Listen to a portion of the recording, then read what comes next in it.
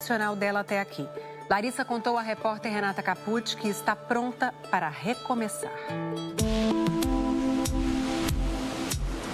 Deixar de ser seguida pela mãe em redes sociais foi uma demonstração pública de que a relação entre a filha única e os pais estava em crise. Mas as divergências entre Larissa Manoela, Silvana e Gilberto não começaram este ano. A partir do momento em que eu fiz 18 anos e que eu entendi que era o mínimo saber um pouco do meu negócio, do que eu estava provendo durante todos esses anos, né? Larissa Manoela! 22 anos de idade, 18 de carreira e um currículo que impressiona. 5 novelas, 5 musicais, 11 filmes. Larissa também canta, gravou 3 álbuns. Somando suas redes sociais, são mais de 80 milhões de seguidores. E as marcas surfam nessa popularidade. Atualmente, ela tem contrato como embaixadora de 6 grifes nacionais e internacionais. No auge do sucesso, feliz com o noivo, o também ator André Luiz Frambach. Larissa se vê obrigada a dar explicações sobre sua intimidade. Estava insuportável para mim ouvir tantas mentiras, tanta deturpação, tanta distorção das histórias. Conflitos que, segundo ela, nada tem a ver com o noivo. Hoje ele é a minha escolha, é o meu parceiro de vida, meu noivo.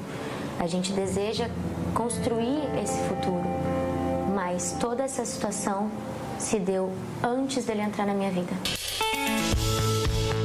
Criança prodígio, Larissa Manoela começou a ganhar dinheiro muito cedo trabalhando como modelo. Saímos de Guarapuava, nossa cidade natal, no interior do Paraná, quando eu comecei, 4 anos de idade. E eu entendo que eles optaram por isso, por abdicar de suas vidas para estar comigo. Mas Larissa diz que mesmo depois da maioridade, não sabia quanto ganhava, quantos bens tinha. Começou a questionar os pais. E no último ano passou a ser mais incisiva nessa busca por informações. Eu só queria entender, então, esse negócio. Como estava essa questão financeira que nunca me era apresentado? Que eu não sabia o que eu recebia, o que estava sendo pago. Em uma conversa gravada por Larissa no fim do ano passado, a mãe reclama dessas cobranças. Quer me chamar de mercenária? Pode chamar, mas que eu não vou abrir mão de 1 centavo é cuidar do seu dinheiro. O resto, você pode fazer aquilo que você quer. Como é que você recebia alguma coisa, algum dinheiro? Eu recebi uma mesada mesmo. Qualquer tipo de pagamento, que fosse uma passagem aérea, a compra de algo mais supérfluo, eu tinha que pedir autorização. Me dá um exemplo prático disso que você está falando. Por exemplo, idas à praia, onde você tem que pagar com maquininha, com agilidade, ou fazer um Pix, eu tinha que pedir. Pedir dinheiro aos seus pais para, por exemplo, comprar uma tomar um refrigerante, uma água de coco na praia. Sim. A gente está falando de R$10? Sim. Larissa apresentou ao Fantástico uma troca de mensagens com a mãe em outubro do ano passado, pouco depois do fim da novela das 6, Além da Ilusão, em que tinha sido protagonista. A atriz pede R$10 para pagar um milho na praia.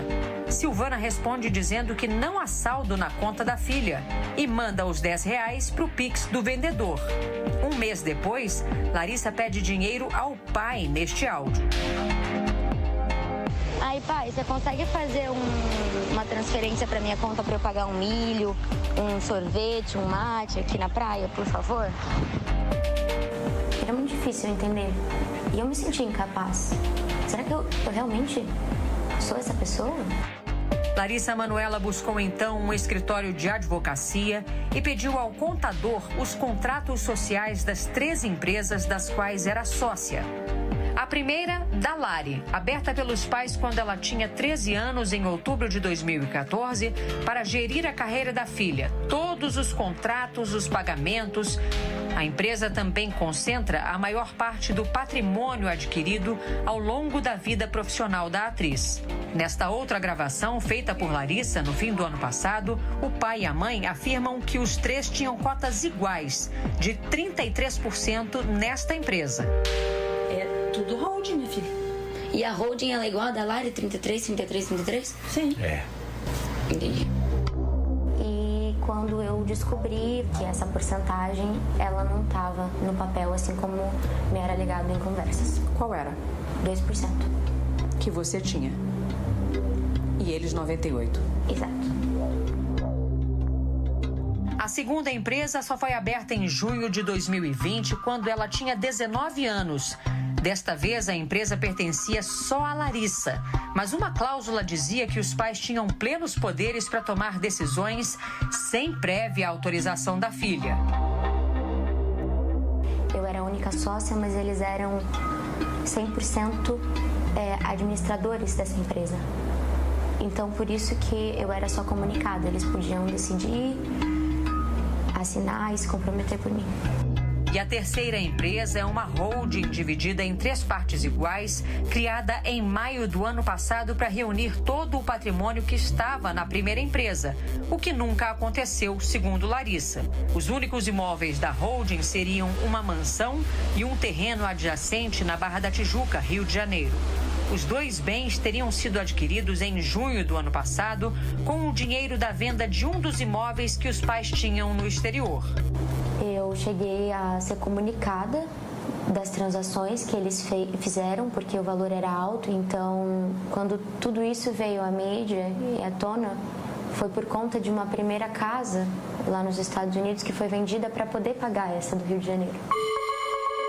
A relação foi se fragilizando, como mostra mais uma gravação feita por Larissa no início do ano. Porque eu vou ser bem sincera pra você, Larissa. Eu nunca quis nada ter. Nada. Eu vou te falar uma coisa, Larissa. Pra você, eu só vou ser título de mãe. Quando falar mãe, pra você, você só vai ter o título de mãe. É isso. Licença. Em março, Larissa e os pais se reuniram na presença de advogados para tentar uma redistribuição na sociedade das empresas. Eu propus a gente conseguir fazer essa divisão entre 60% para mim e 40% para eles. E quando a resposta voltou, através do advogado, 60-40 para eles e 40% para mim foi o que eu recebi. Para mim não fazia sentido, eu pensei, então vamos tentar chegar num acordo de 50-50. Os pais concordaram com a divisão meio a meio da empresa, mas segundo Larissa, desde que ganhassem 6% da renda da filha pelos próximos 10 anos. Como se fosse uma pensão, exatamente. E disse para eles que não haveria como ter essa porcentagem vitalícia, ou por 10 anos, o que fosse. Sem acordo, sem respostas. E eu cheguei a falar isso pro meu pai. Falei, eu prefiro perder o empresário do que perder meu pai. Eu a todo instante tentei fazer com que essa conversa, esse assunto, ele fosse desdobrado de uma maneira simples. O rompimento foi inevitável. Larissa tirou os pais da administração da sua empresa individual e começou a renegociar os contratos atrelados à da Lari, aquela empresa em que ela só tinha 2% para concentrar todos os rendimentos em uma única firma. É com essa firma que Larissa vai gerir a carreira.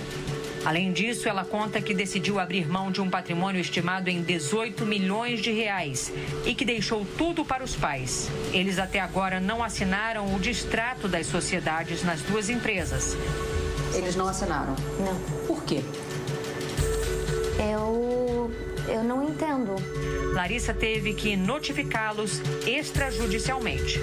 A minha decisão de abrir mão de todo o meu negócio é porque eu tenho a plena certeza de que o meu caminho ele vai me trazer grandes conquistas.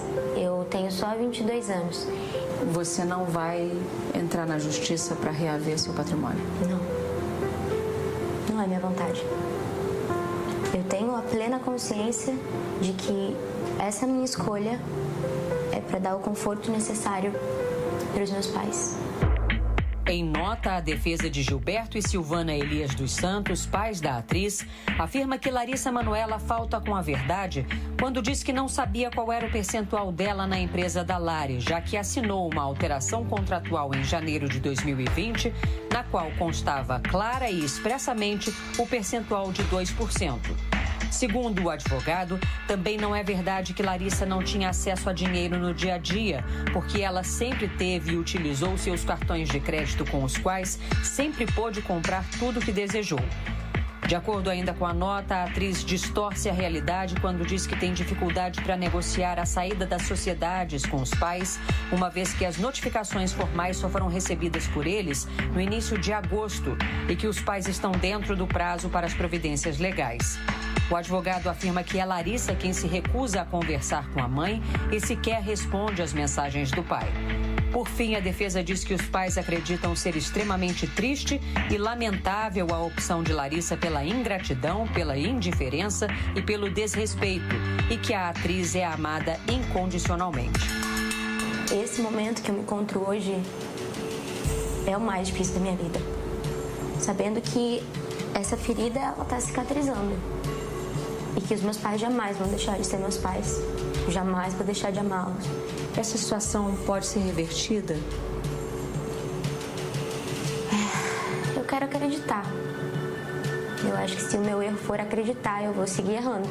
O que eu posso dizer por mim é que eu tenho esperança de, no futuro, a gente poder ter uma relação que é delicada, mas que é a nossa história.